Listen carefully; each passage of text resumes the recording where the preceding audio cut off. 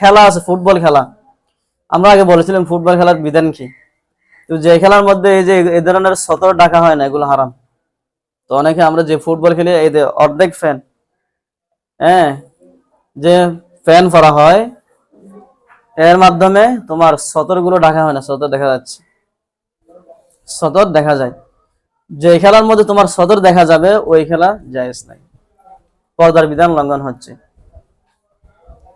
এবার আসো, তোমাদের এখন চলতেছে কি, বিশ্বকাপ খেলা। বিশ্বকাপ খেলা না, ফুটবল খেলা। এখন ফুটবল খেলা দেখা যায় হবে কিনা, বর্তমান যে বিশ্বকাপ ফুটবল, এগুলো তো না যায় হওয়ার অনেকগুলো কারণ আছে। একটি অন্যতম কারণ হলো ওইখানে খেলোয়াড় যারা আছে সবাই তোমার এই যে পর্দার বিধানকে সদর দেখা যাচ্ছে। ওরা যে প্যান পরে, এখানে রান দেখা যাচ্ছে, আবার নিচ দিয়ে মোজা আছে, যদিও মোজা আছে কিন্তু হাঁটু পর্যন্ত নাই, আবার প্যান্টটা অর্ধেক। এই জন্য যেহেতু এখানে সবাই তোমার সদর দেখাচ্ছে, আর সদর দেখা জায়েজ নাই, এই জন্য এই খেলাগুলো দেখা যায়। মানে এগুলো ছাড়া অন্য আরো অনেক কিছু জুয়াটো এগুলো আছে, তো পর্দা লঙ্ঘনের গুনাহ হবে। গত বছর একবার একদিন একটি ঘটনা হয়েছিল, এক মাদ্রাসায় দেখা, বুখারী শরীফ খতম হচ্ছে, ঠিক আছে। এখন মহিলারা ইবারত পড়তেছে তাদের আওয়াজ দিয়ে, ইবারত মাইকের মধ্যে তোমার পড়া হচ্ছে, ইবারত মাইক দিয়ে। তো এই যে বুখারী খতম যেখানে হচ্ছে, সেখানে হয়তো যেখানে যিনি খতম দিবেন, আখেরি দরজ দিবেন এবং উপস্থিত ওনাদের শোনার প্রয়োজনীয়তা আছে, কিন্তু মাইকের মধ্যে বাজিয়ে পুরো এলাকার, পুরো গ্রামের মানুষদেরকে শোনানোর কোনো প্রয়োজন আছে? মহিলাদের আওয়াজ হতন না, তো একবার তো চলছে। أعوذ بالله من الشيطان الرجيم. بسم الله الرحمن الرحيم. ومن يقنت منكن لله ورسوله وتعمل صالحا نؤتها أجرها مرتين وأعتدنا لها رزقا كريما. يا نساء النبي لستن كأحد من النساء إن اتقيتن فلا تخضعن بالقول فيطمع الذي في قلبه مرض وقلن قولا معروفا وقرن في بيوتكن ولا تبرجن تبرج الجاهلية الأولى وأقمنا الصلاة وآتينا الزكاة وأطعنا الله ورسوله إنما يريد الله ليذهب عنكم الرجس أهل البيت ويطهركم تطهيرا. আচ্ছা, আউযু বিল্লাহি মিনাশ শাইতানির রাজিম। ওয়া মান ইয়াকুনুত মিনকুন্না লিল্লাহি ওয়া রাসূলিহি, আর যে ব্যক্তি, যারা, এখানে রাসূলুল্লাহ সাল্লাল্লাহু আলাইহি ওয়াসাল্লামের আজওয়াজে মুতাহহারাত সমূহকে নসিহত করা হচ্ছে। বলা হচ্ছে তোমাদের মধ্য থেকে যারা আল্লাহ এবং আল্লাহর রাসূলের ইতাআত করবে, আল্লাহ এবং আল্লাহ রাসূল সাল্লাল্লাহু আলাইহি ওয়াসাল্লামের অনুসরণ করবে, আনুগত্য করবে, ওয়া তা'মাল সালিহা, এবং আমলে সালেহ করবে, ভালো কাজ করবে, নুতিহা আজরাহা মাররাতাইন, আল্লাহ তাআলা বলতেছেন আমি তার প্রতিদান এবং পুরস্কার দ্বিগুণ করে দেব। মাররাতাইন মানে দুইবার দ্বিগুণ করে দেওয়া। ওয়া আতাদনা লাহা রিজকান কারীমা, এবং তাদের জন্য আমি উত্তম রিজিক এর ব্যবস্থা করব। ইয়া নিসা নবী লাস্তুন্না কাআহাদিম মিনান নিসা, এরপর নসিহত স্বরূপ আল্লাহর রাসূলের স্ত্রীদেরকে, উম্মাহাতুল মুমিনিনদেরকে উদ্দেশ্য করে আল্লাহ তাআলা বলতেছেন, হে রাসূলের স্ত্রীগণ, লাস্তুন্না কাআহাদিম মিনান নিসা, তোমরা অন্যান্য সাধারণ মহিলাদের মতো নয়। ইনিত্তাকাইতুন্না, তাহলে এখানে আল্লাহ তাআলা বলতেছেন আল্লাহ রসুলের স্ত্রীগণ অন্যান্য সাধারণ মহিলাদের মতো নয়। তার অর্থ হলো সাধারণ মহিলাদের চেয়ে রাসূলের স্ত্রীগণের মর্যাদা অনেক বেশি। ইনিত্তাকাইতুন্না, যদি তারা আল্লাহ তাআলাকে ভয় করে, যদি তোমরা আল্লাহ তাআলাকে ভয় করো, ফালা তাখদানা বিল কওল, এখানে মূলত আল্লাহ রাসূলের স্ত্রীদেরকে বলা হচ্ছে। আল্লাহ রাসূলের স্ত্রীদেরকে বলে সমগ্র বিশ্বের সমস্ত মুসলমান নারীদেরকে উপদেশ দেওয়া উদ্দেশ্য, নসিহত করা উদ্দেশ্য।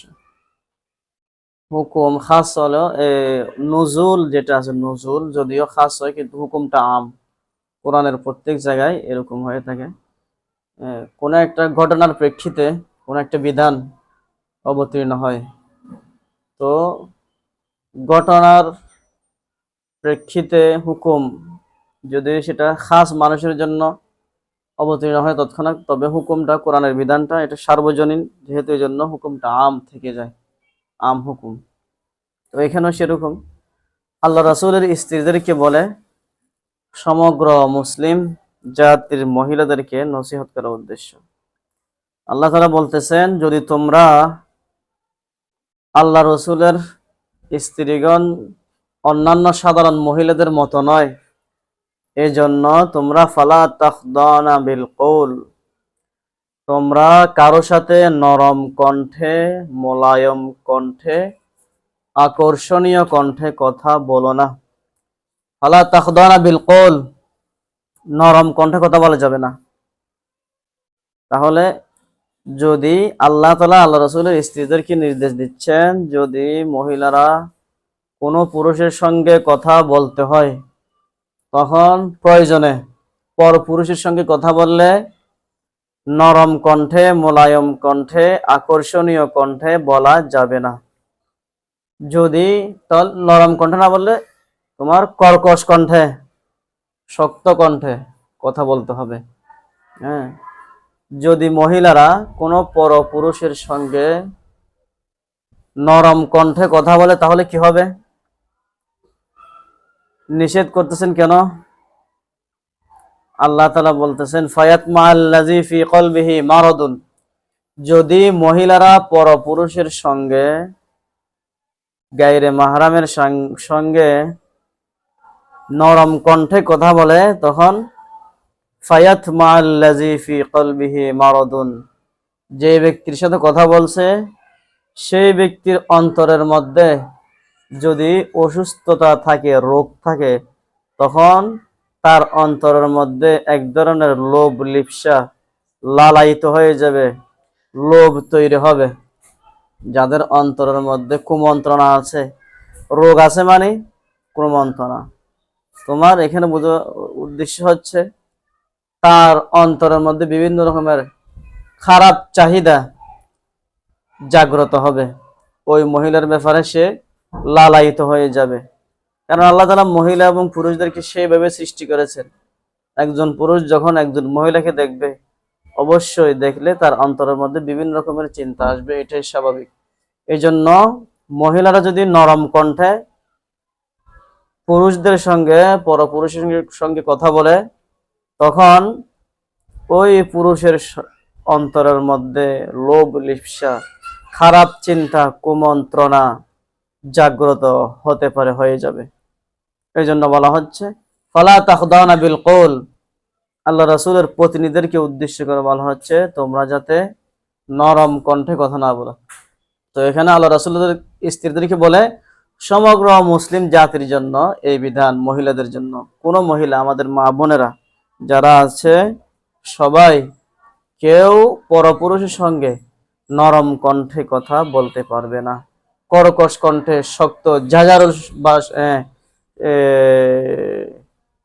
শক্ত কণ্ঠে কথা বলতে হবে, না হয় অন্তরের মধ্যে কুমন্ত্রণা জাগ্রত হবে। ওয়াকুলনা কওলাম মারুফা, এবং তোমরা যেটা ভালো কথা সেগুলোই বলবে।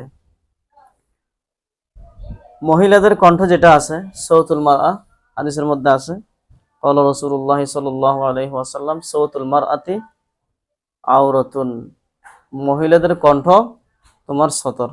এই জন্য মহিলাদের কণ্ঠ যেহেতু সতর, তাদেরকে আস্তে আস্তে কথা বলতে হবে যাতে অন্য কোনো পুরুষে না শুনে। অনেক সময় দেখা যায় আমাদের যাদের ঘর বাড়ি রাস্তার পাশে, তারা বাচ্চাদেরকে ডাক দেয় জোরে উচ্চস্বরে, হ্যাঁ, তখন আওয়াজটা অনেক দূর পর্যন্ত চলে যায়। আর সেই পথ যেহেতু রাস্তার পাশে যেহেতু বাড়ি, অনেক পুরুষে সে আওয়াজ শুনতে পায়। আমরা এগুলো আসলে অনেক সময় খেয়ালও করি না। হ্যাঁ, আবার অনেক, আমরা এখন বর্তমান মোবাইলের জামানা যুগ, হ্যাঁ, অনেক কল আসে, ফোন আসে, মহিলারা কথা বলে।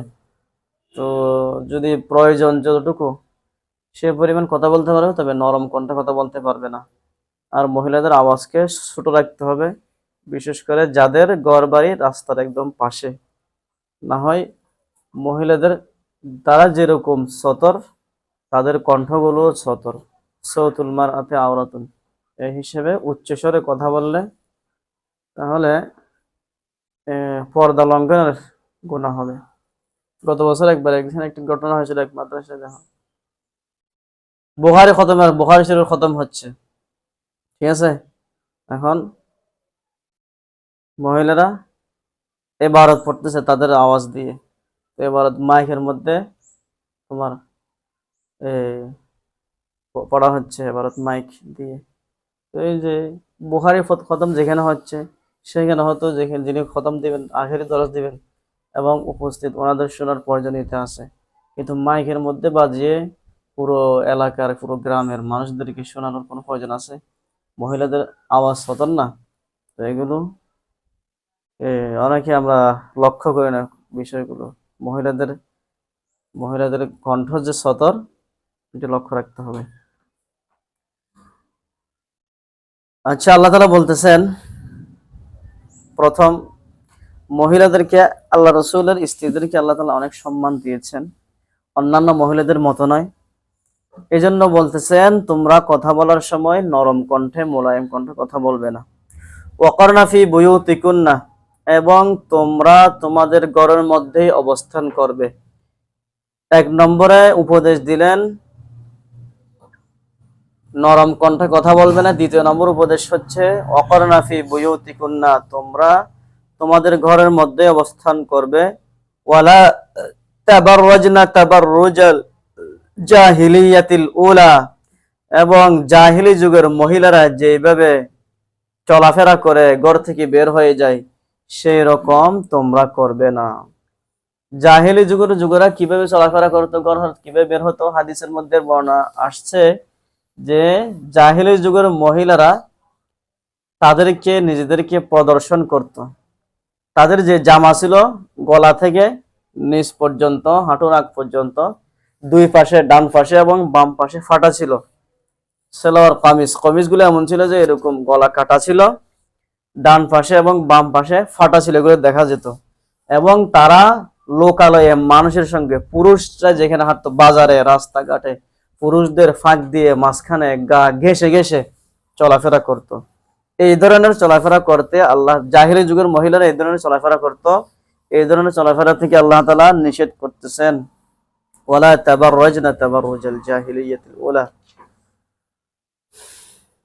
তাহলে দ্বিতীয় নম্বর বিধান হচ্ছে, তো মহিলারা ঘরে থাকবে, ঘরের মধ্যে অবস্থান করবে, বাইরে যেতে পারবে না।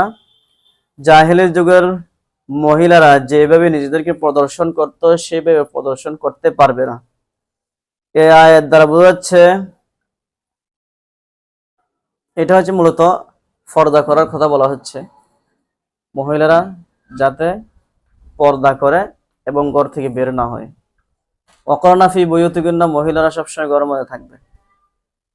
তো এর দ্বারা বাহ্যিক বোঝা যাচ্ছে মহিলারা সবসময় ঘরের মধ্যেই থাকবে, কোনো কারণে ঘর থেকে বের হতে পারবে না, বের হওয়ার কোনো সুযোগে নাই, বা এটা জায়েজ নয় এরকম নয়। মহিলাদের যদি কোনো প্রয়োজন হয়, প্রয়োজনের প্রয়োজনের যদি প্রয়োজন দেখা দেয়, জরুরত হয়, তখন বের হতে পারবে।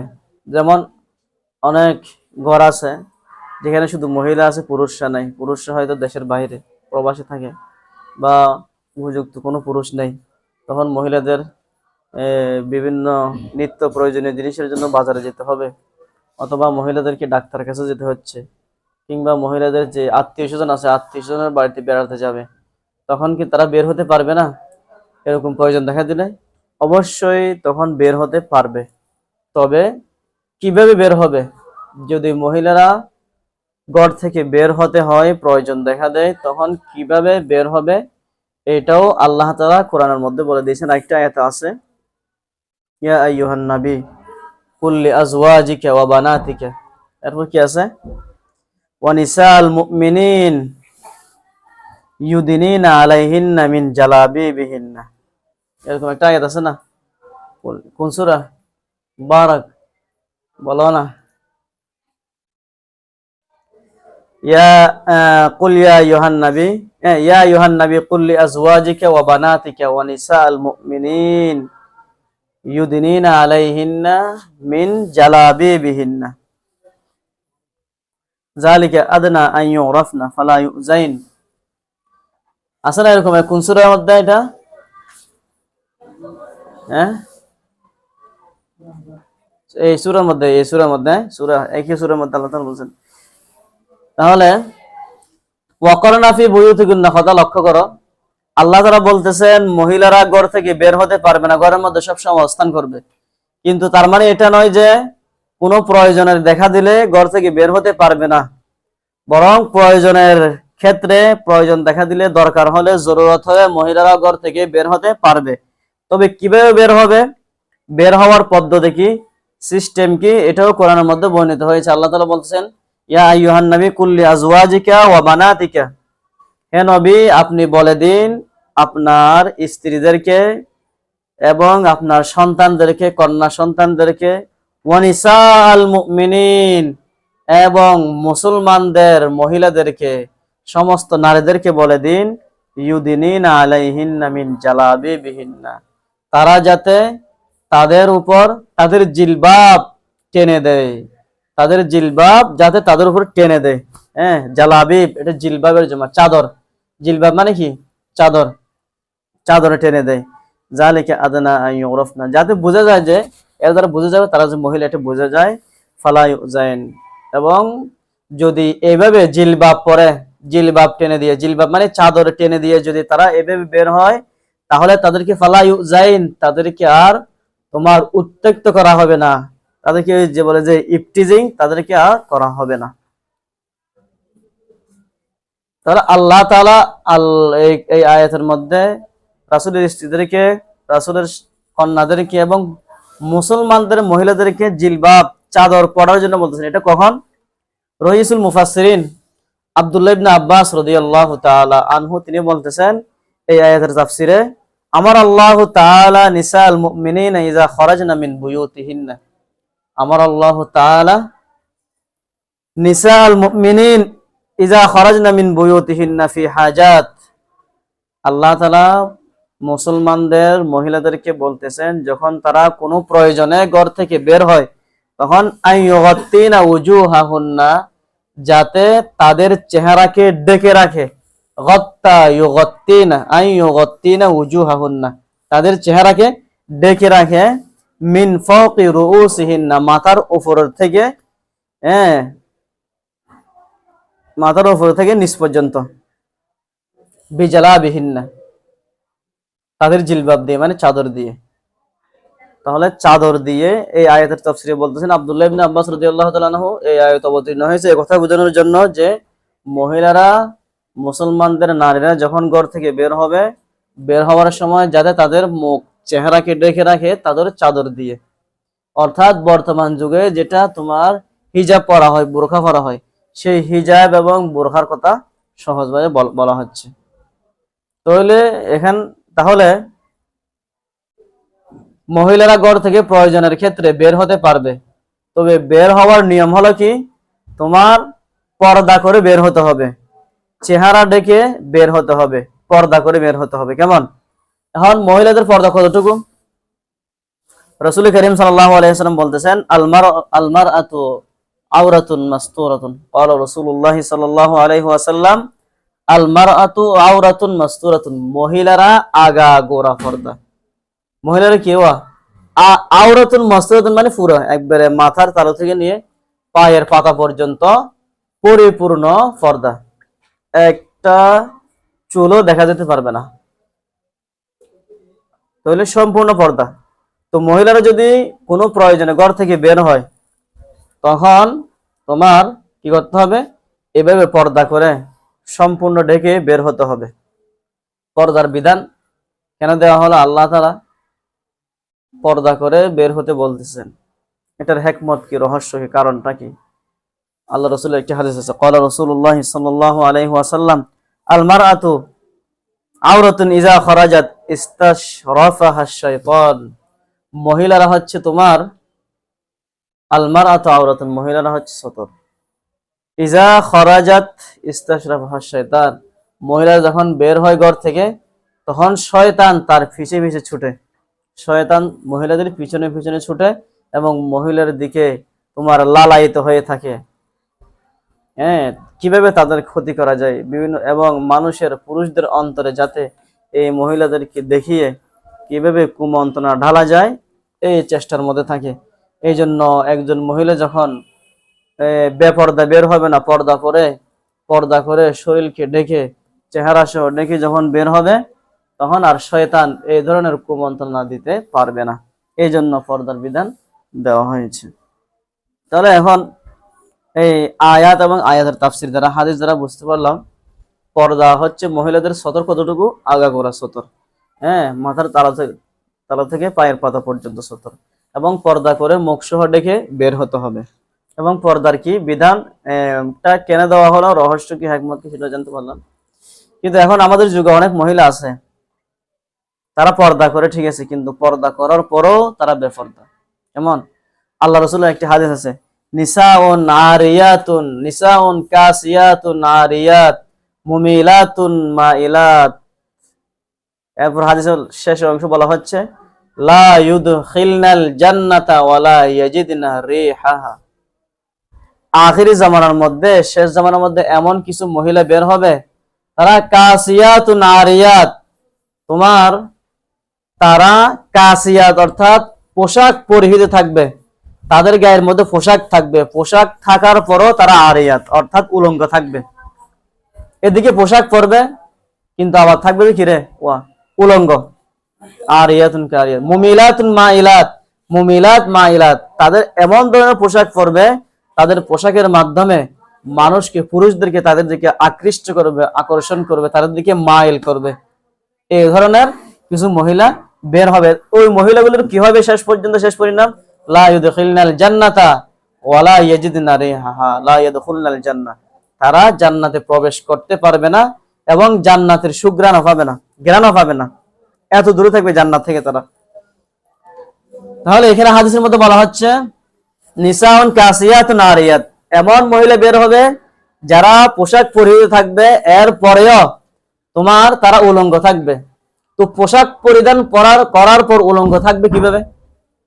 এটার কি অর্থ? এই কথার তাফসির তিনটা বলা হয়েছে। এক নম্বর তাফসির হচ্ছে, তোমার তারা এমন পোশাক পরিধান করবে যে পোশাকগুলো হবে একেবারে পাতলা, একদম টিস্যু, হ্যাঁ, এত পাতল পোশাক কাপড় পরিধান করবে, যেমন মশারির মতো। এরকম ড্রেস বের হয়েছে না এখন, যে ড্রেসের জন্য অনেক মহিলারা কি করছে, তোমার আত্মহত্যা করে জীবন দিয়ে দিছে নাকি, অনেকগুলো নাম দিয়ে বের হয়েছে এই ধরনের পোশাকগুলো। তাহলে এক নম্বর অর্থ হচ্ছে এমন পোশাক পরিধান করবে যে পোশাক একদম পাতল, শরীর ওগুলো পরিধান করার পর শরীরের সব কিছু অঙ্গ প্রত্যঙ্গ, কেশের পশম পর্যন্ত সব কিছু দেখা যায়, এই ধরনের পোশাক পরিধান করবে। এই জন্য তো এগুলো পোশাক পরিধান করা না করা একে বরাবর। কেমন? দুই নম্বর অর্থ হচ্ছে, তোমার পোশাক পরিধান করার পর উলঙ্গ থাকবে, অর্থ হচ্ছে এমন টাইট ফিট বোরকা পরিধান করবে, তোমার বাইরের দেশ থেকে অর্ডার করে এমন টাইট ফিট বোরকা আনবে যে ওইটা পরিধান করার পর উপরে এবং নিচে কোন জায়গায় কি সবগুলো স্পষ্টভাবে দেখা যাচ্ছে, এই ধরনের। তাহলে বোরকা পোশাক এবং পর্দা করা হয় শরীরের অঙ্গ প্রত্যঙ্গ লুকিয়ে রাখার জন্য, ঢেকে রাখার জন্য, কিন্তু ওই বোরখা পরার কারণে শরীর আরো স্পষ্ট করে দেখা যাচ্ছে। তো পরো না পরার মতো। এই জন্য হাদিসের মধ্যে বলা হয়েছে আরিয়াত কাসিয়াত নারিয়াত, পোশাক পরার পরও তারা উলঙ্গ থাকবে। 3 নম্বর হচ্ছে পোশাক পরবে কিন্তু তোমার এই আর্ধান্য পোশাক, মানে অর্ধেক, অর্থাৎ শাড়ি একটা পরিধান করবে, মাথার মধ্যে ইয়া দিবে না, আর কোনো কিছু হিজাব পরবে না, ওদিকে ব্লাউজ পরিধান করবে, এদিকে পেট অর্ধেক পর্যন্ত দেখা যাচ্ছে, ওদিকে পিঠ দেখা যাচ্ছে, এই ধরনের পোশাক পরিধান করবে, অর্ধেক পোশাক। তো পোশাক পরিধান করার পরও তারা উলঙ্গ থাকবে। এই জন্য মহিলাদের সতর হচ্ছে আগাগোড়া সতর। এই জন্য মহিলাদেরকে পরিপূর্ণ ঢেকে রাখতে হবে যদি তারা ঘর থেকে বের হয়। এখন মহিলাদের সতর জানলাম, পুরুষদের সতর কতটুকু? পুরুষদের সতর হচ্ছে আমরা সবাই জানি নাভির নিচ থেকে হাঁটু পর্যন্ত, মানে হাঁটু সহ।